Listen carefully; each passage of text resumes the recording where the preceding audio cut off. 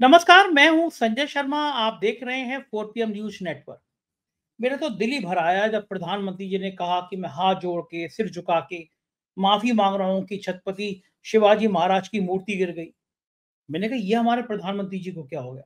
इतने विनम्र होके हाथ जोड़ रहे हैं, सिर झुका रहे हैं। मुख्यमंत्री कह रहे हैं शिंदे साहब की मैं जाने सैकड़ों बार माफ़ी माँगने को तैयार हूँ। भ्रष्टाचार के प्रति इस तरह की माफ़ी, प्रधानमंत्री की माफ़ी तो गजब की बात होती है। मुझे लगा कि अगर ऐसे ही हाथ जोड़ के कह देते कि मणिपुर में जो हिंसा हुई, मणिपुर में जो सैकड़ों महिलाओं का बलात्कार हुआ, उनको नग्न घुमाया गया, उसके लिए मैं देश से माफ़ी माँगता हूँ, मणिपुर से माफ़ी माँगता हूँ। क्या बिगड़ जाता प्रधानमंत्री को? जिन लोगों की सैकड़ों महिलाओं की जान चली गई, उनके परिजन को थोड़ा-सा चैन मिल जाता। लेकिन प्रधानमंत्री ने नहीं कहा। उत्तर प्रदेश में फर्रुखाबाद के बाहर 2 महिलाएँ लटका दी गईं। युवतियाँ आज तक पता नहीं चला। बरेली में एक 9वीं क्लास की बच्ची के संग रेप हुआ, उसे तेल छिड़क के आग लगा दी। मुझे लगा प्रधानमंत्री जी माफ़ी माँग लेंगे, नहीं माँगी उन्होंने। हाथरस में एक बार आपको घटना याद होगी, प्रधानमंत्री ने माफ़ी नहीं माँगी।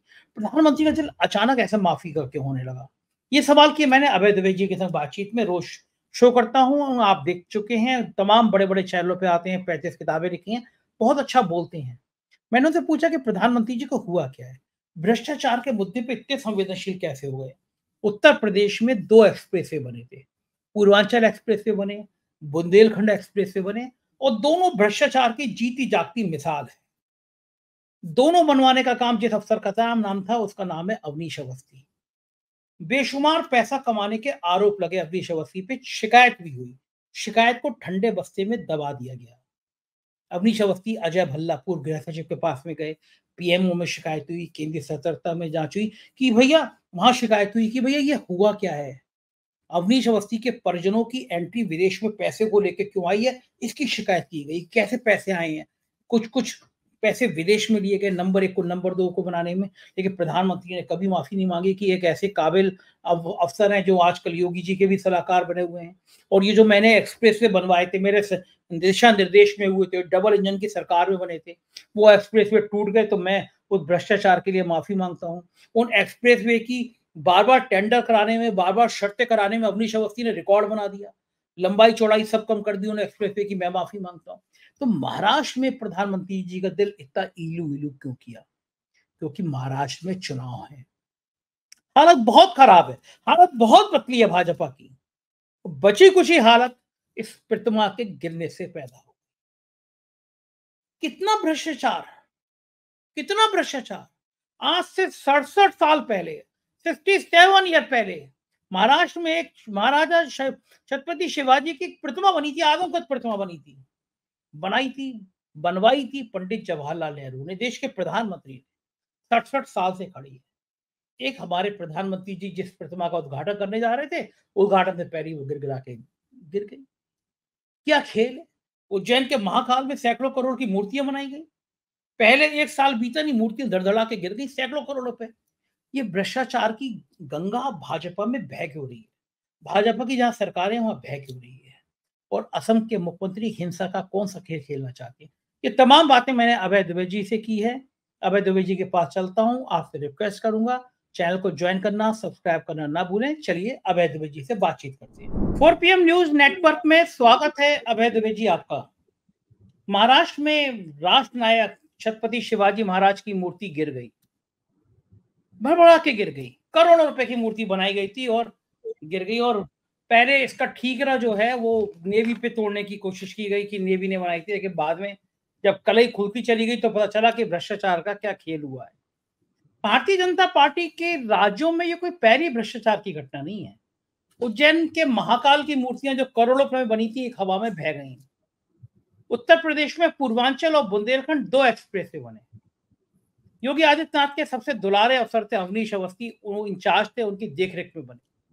दोनों एक्सप्रेसवे का उद्घाटन प्रधानमंत्री करके गए और एक्सप्रेसवे टूट गए। कोई गिरफ्तारी नहीं, अवनीश अवस्थी आज मुख्यमंत्री के सलाहकार बने हुए। महाराष्ट्र में लेकिन कई घटनाएं याद आ रही हैं। 67 साल पहले, आज से 67 ईयर पहले एक शिवाजी की मूर्ति और बनी थी। 67 साल से वो मूर्ति बनी खड़ी है। वो मूर्ति देश के प्रधानमंत्री पंडित जवाहरलाल नेहरू ने बनाई थी, बनवाई। एक मूर्ति ये बनी जिसका उद्घाटन करने चुनाव से ठीक पहले साहब जा रहे थे और मूर्ति धड़ाम से आ गई। किसी भ्रष्टाचार के मामले में बड़े आदमी पे कार्रवाई नहीं होती। लेकिन महाराष्ट्र में आज प्रधानमंत्री कह रहे हैं कि मैं हाथ जोड़कर, सिर झुकाकर माफी मांगता हूं इस मूर्ति के गिरने पर। तो क्या प्रधानमंत्री को माफ कर देना चाहिए? प्रधानमंत्री को दिल से दुख हो रहा है कि मूर्ति गिर गई? कि प्रधानमंत्री की आत्मा कह रही है कि ज्यादा भ्रष्टाचार हो गया?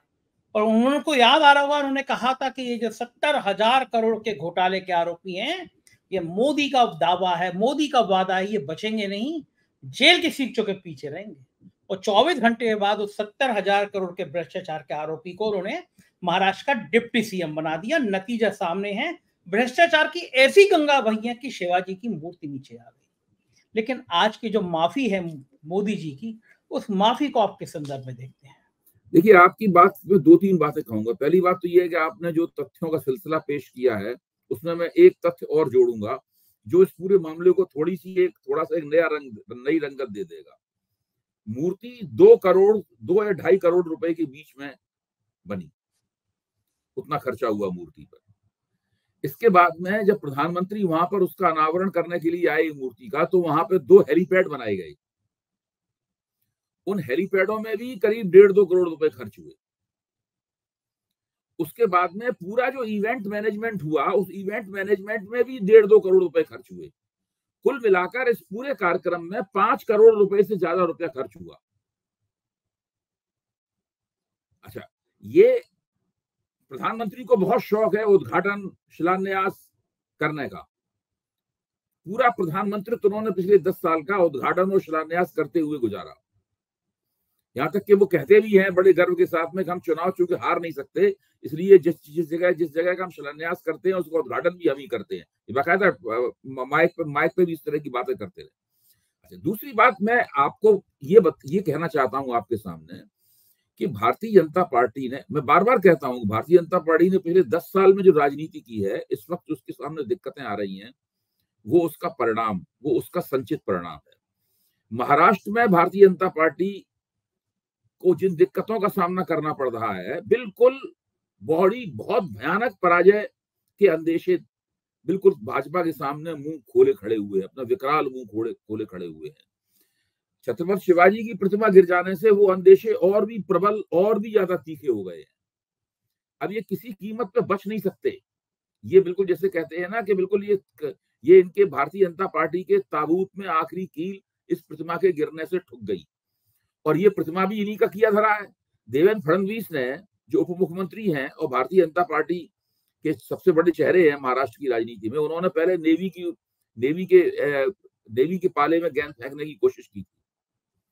अब स्थिति यह है कि प्रधानमंत्री भी माफी मांग रहे हैं, मुख्यमंत्री भी माफी मांग रहे हैं, तमाम प्रवक्तागण टीवी चैनलों के ऊपर माफी मांग रहे हैं। अभी भी थोड़ी देर पहले ही माफी मांगने का एक ये सिलसिला चल रहा था और सीधी गुहार ये है कि हमने माफी मांग ली है तो हमें माफ कर दो, हमें छोड़ दो, अब हमसे सवाल मत पूछो। प्रश्न ये है कि आखिरकार जो हुआ है उसके लिए ये लोग खुद अपने लिए कौन सी सजा तजवीज करेंगे।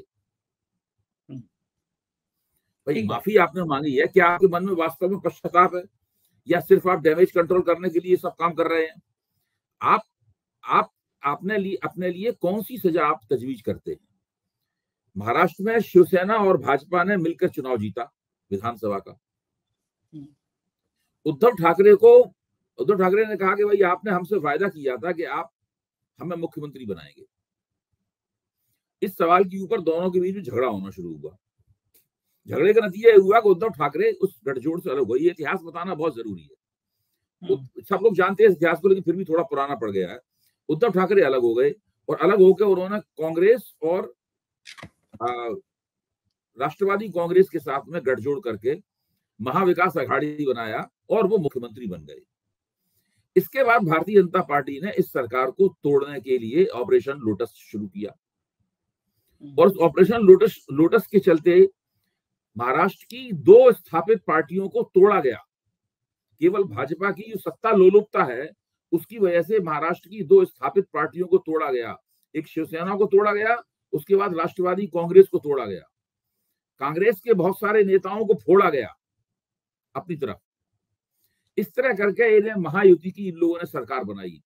उस सरकार बनाते बनाते भाजपा खुद 2 दर्जे की पार्टी हो गई। जो 1 नंबर की पार्टी थी महाराष्ट्र में, सरकार बनाने की प्रक्रिया में दो दर्जे की पार्टी हो गई। एकनाथ शिंदे को मुख्यमंत्री स्वीकार करना पड़ा, और अब आप देखिए कि जो लोकसभा चुनाव के नतीजे साफ बताते हैं कि भारतीय जनता पार्टी के आधार क्षेत्र में भी कमी आई है, भारतीय जनता पार्टी के वोटर में भी कमी आई है, भारतीय जनता पार्टी की सीटों में भी कमी आई है।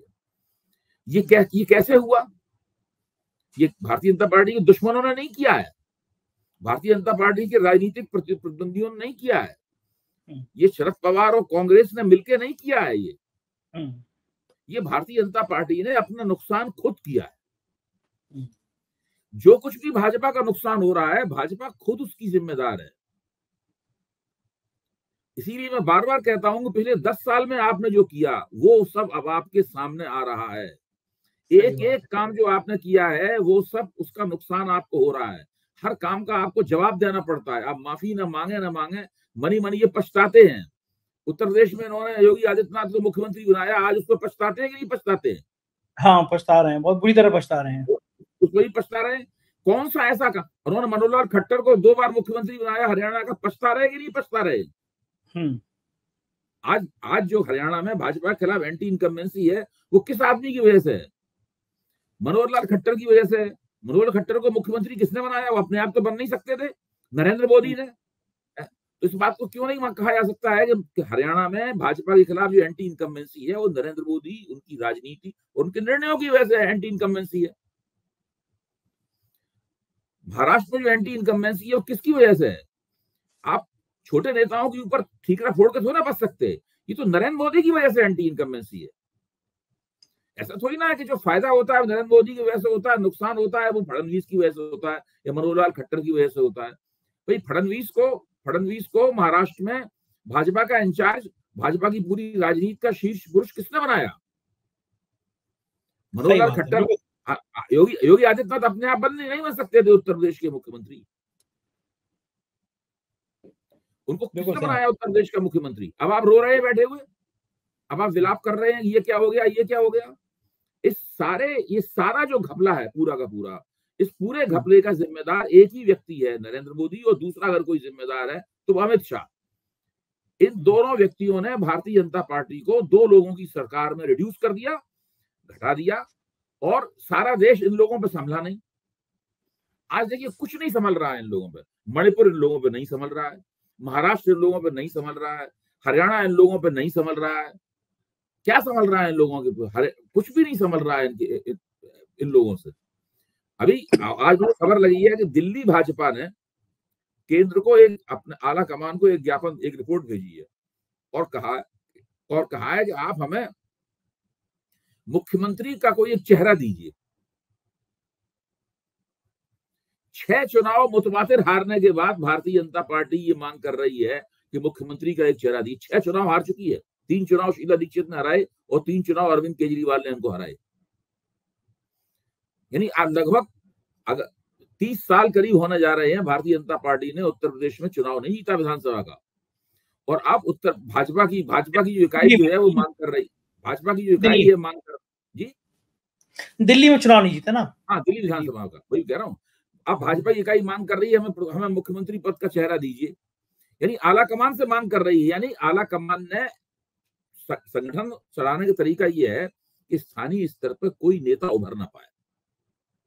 एक जमाने में जब कांग्रेस, इंदिरा गांधी का जमाना था, तो कांग्रेस के बारे में कहा जाता था कि जैसे ही कोई क्षेत्रीय नेता जड़ पकड़ता है, आला कमान उसको उखाड़ के देखता है कि जड़ इसकी कितनी है, मतलब पौधे को।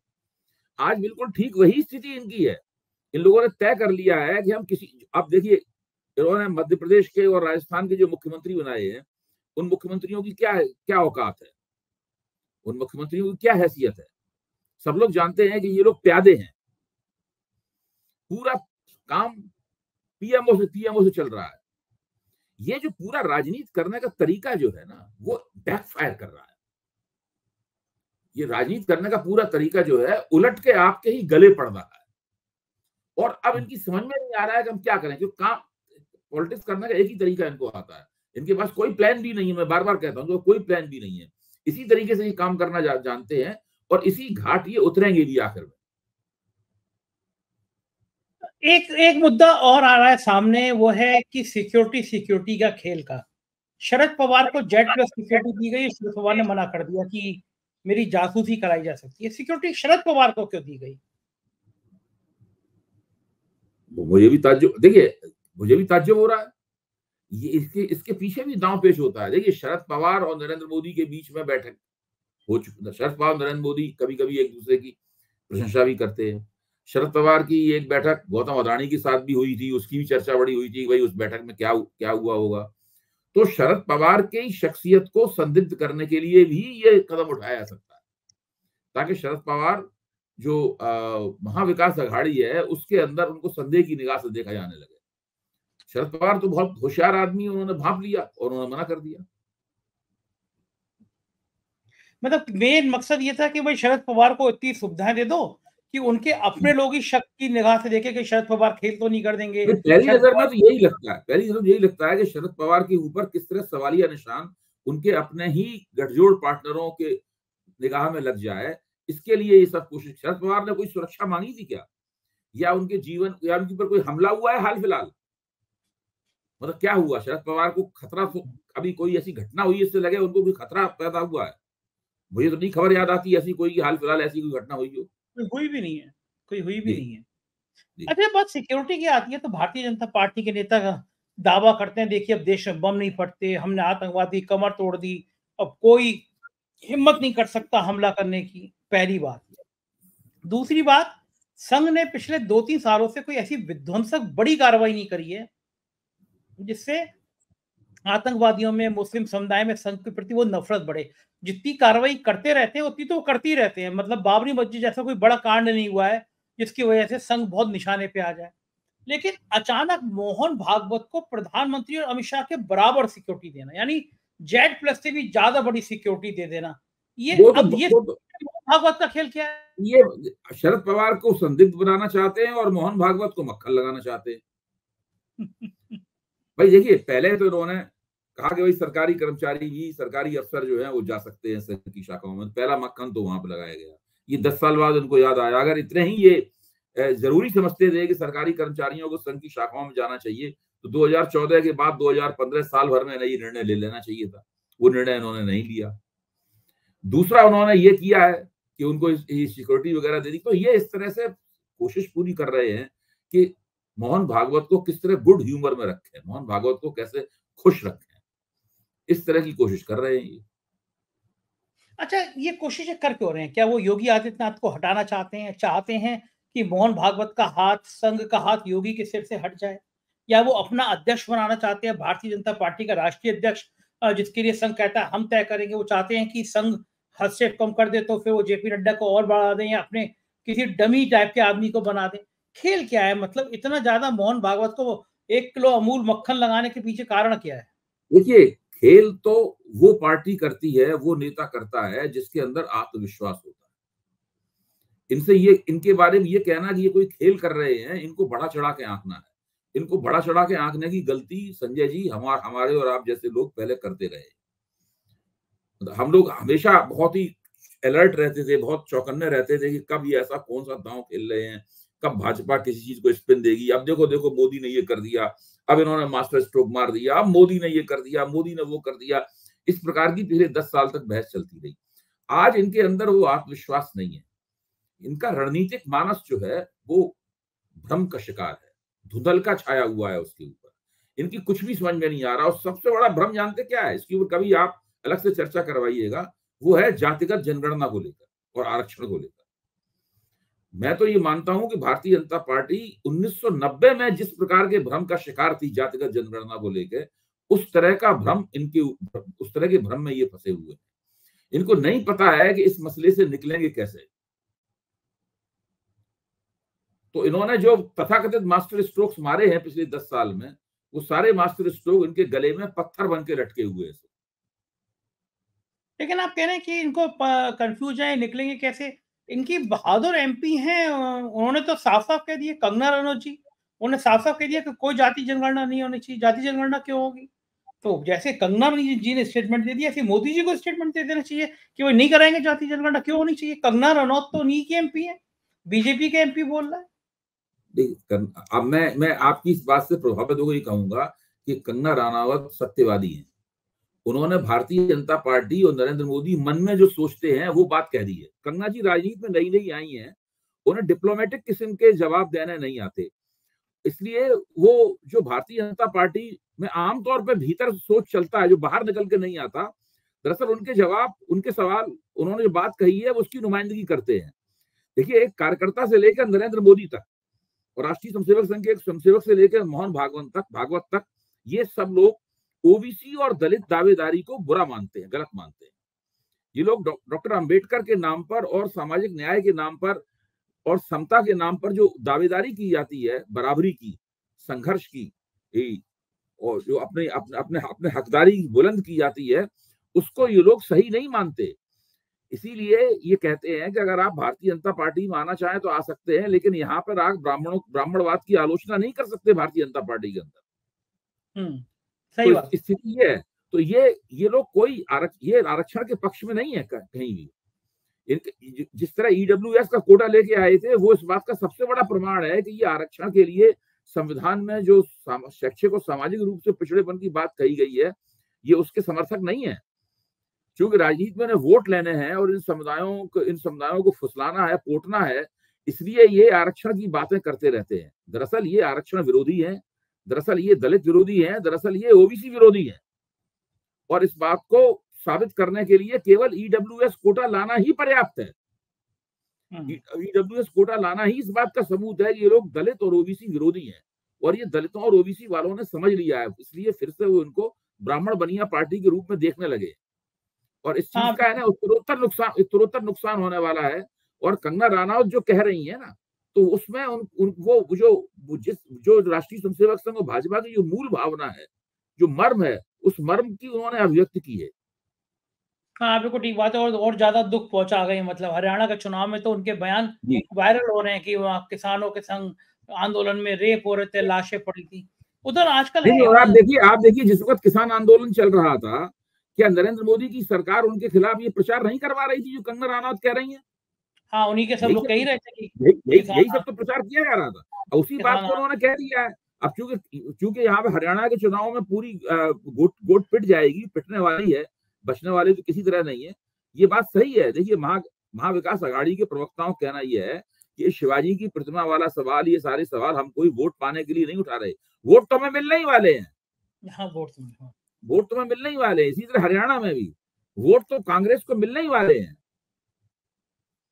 बिल्कुल ठीक बात, बिल्कुल सही बात है। उधर जो है आसाम के मुख्यमंत्री वो नए शगुफे छोड़ रहे हैं। चंपाई सोरेन को उन्होंने बीजेपी ज्वाइन करा दी और उसके बाद 2 घंटे के जुमे की नमाज पे ब्रेक लगा दिया। वो जानबूझ के ऐसे मुद्दे छेड़ रहे हैं जिससे माहौल असम का थोड़ा गर्मा जाए। क्यों कर रहे हैं ऐसा रणनीति? वो ऐसा क्यों खेल खेलना चाह रहे हैं? ध्रुवीकरण की राजनीति। देखिए, उत्तर पूर्व में भारतीय जनता पार्टी का पिछले 10 साल में कुछ असाधारण सा विकास हुआ था, लेकिन पूरा का पूरा विकास सीपीएम और कांग्रेस के लोगों के भाजपा में चले जाने से हुआ था। भाजपा के पास उत्तर पूर्व में अपनी ताकतें नहीं है, यानी जो भाजपा की सांगठनिक प्रक्रिया से निकल के आने वाले लोग हैं, संघ की सांगठनिक प्रक्रिया से निकल के आने वाले लोग हैं, वो नहीं है। भाजपा उत्तर पूर्व में पूरी तरीके से दल बदल पर आधारित है। उत्तर पूर्व की भाजपा जो है दल बदल आधारित पार्टी है। सारे के सारे इनके मुख्यमंत्री हैं, सब कांग्रेस से आए हुए हैं।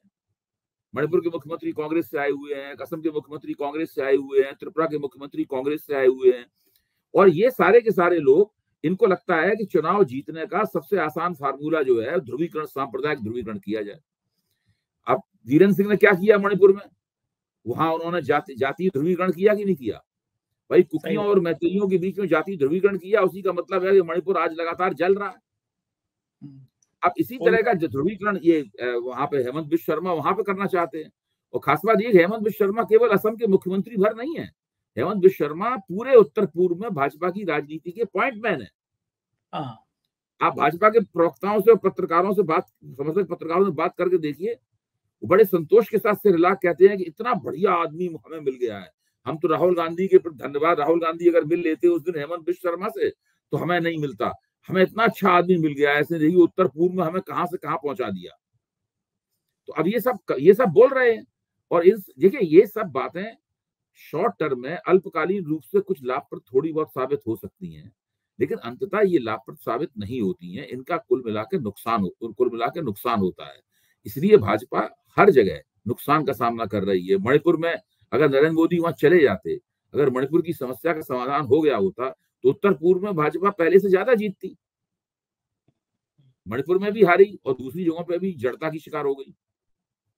बिल्कुल ठीक बात है। और जगह-जगह से इसके खतरनाक संकेत भी आ रहे हैं, खतरनाक बातें भी हो रही हैं। और मुझे समझ नहीं आता कि बीजेपी समझती क्यों नहीं है कि चुनाव से पहले विपक्ष के नेताओं पे कार्रवाई गलत संदेश देती है। अब देखिए हरियाणा में चुनाव चल रहा है, ईडी पहुँच गई, हुड्डा के 800-700 करोड़ की संपत्ति जब्त। इस तरह की चीज़ों से क्या जनता के मन में हुड्डा के प्रति सिम्पैथी पैदा होगी या चिढ़ पैदा होगी? भ्रष्टाचार बहुत किया है, क्या अर्थ जाएँगे इसके चुनाव? इसीलिए मैं बार-बार कहता हूँ कि इन लोगों के पास कोई प्लान बी नहीं है। ये मानने के लिए तैयार नहीं है कि देश की राजनीतिक परिस्थिति बदल गई है। ये नहीं मानने के लिए तैयार। ये यही मान रहे हैं कि 2014 में जब ये चुनाव जीते थे, तो उस वक़्त जो परिस्थिति बनी थी, वही परिस्थिति अभी भी चल रही है। इसलिए बार-बार ये कहते हैं कंटिन्यूटी, कंटिन्यूटी, कंटिन्यूटी। जो चल रहा था वैसे ही चलता रहेगा। जबकि इन्हें चाहिए ये था कि इसीलिए बार-बार इन्हें रोल बैक करना पड़ रहा है। आजकल अखबारों में धूम लगी हुई ये ऐसे आर्टिकलों की और ऐसे वीडियोस की धूम लगी हुई है, जिसमें बताया जाता है कि रोल बैक इन्होंने क्यों किए, उसके पीछे क्या कारण थे। सीधा कारण ये है कि आपको गठजोड़ सरकार चलाना नहीं आता। आपने अपने सहयोगी पार्टनरों के साथ में कोई बातचीत नहीं की, कोई सलाह मशवरा नहीं करते। आपने एनडीए नाम मात्र के लिए बना रखा था फिर 10 साल से। एनडीए दरअसल था ही नहीं, डिफंक्ट पड़ा हुआ था एनडीए। जब मन होता था तो कहने लगते थे एनडीए एनडीए, वरना कुछ होता नहीं था।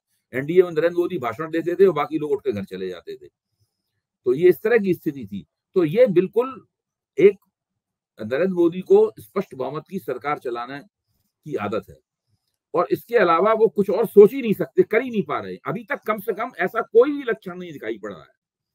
4 जून की घटना के बाद में ऐसा कोई लक्षण नहीं दिखाई पड़ा है इससे लगा हो कि इन्होंने नई बदली हुई राजनीतिक परिस्थिति को स्वीकारा हो और उसके मुताबिक अपने काम करने के तरीके को बदला हो। ऐसा नहीं हुआ है।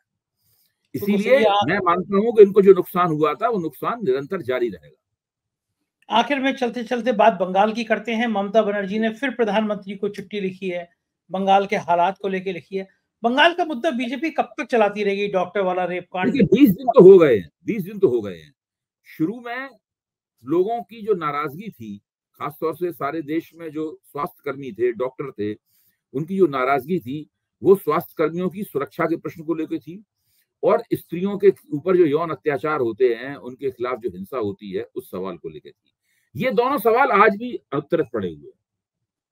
ऐसा नहीं है कि इन दोनों सवालों का जवाब मिल गया हो। अभी इन दोनों सवालों के ऊपर बहुत काम किया जाना बाकी है। अब भाजपा कर क्या रही है? जो बंगाल की जनता है, बंगाल की जनता तो मुझे कहीं उस आंदोलन में ज्यादा भाग लेते हुए नहीं दिखाई पड़ती। भारतीय जनता पार्टी का संगठन, उनके जो युवा मोर्चा है, महिला मोर्चा है, ये लोग आंदोलन दिखाई पड़ते हैं। मैं ये मानता हूं कि लोकतंत्र में उन्हें अधिकार है। ममता बनर्जी की सरकार ने बहुत गलतियां की हैं, उनको आंदोलन करने का अधिकार है। लेकिन अगर जनता उसके अंदर भागीदारी नहीं करेगी तो मैं ये मानूंगा कि ये आंदोलन अपनी हदों को छू चुका है।